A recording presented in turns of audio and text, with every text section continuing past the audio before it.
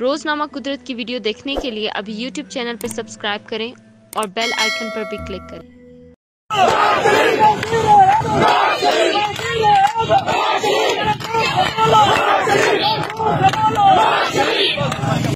हमारे खिलाफ एक झूठा पर्चा दर्ज करवाया और थाने के बाहर बैठकर आंसू बहाए कि हम नहीं जाएंगे, हम नहीं उठेंगे।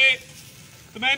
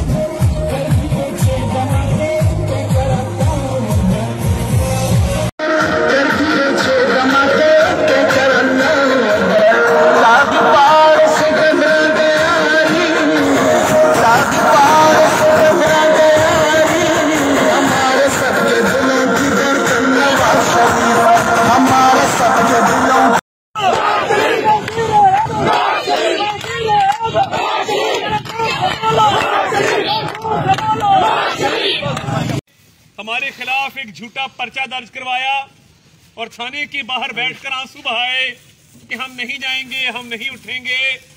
तो मैं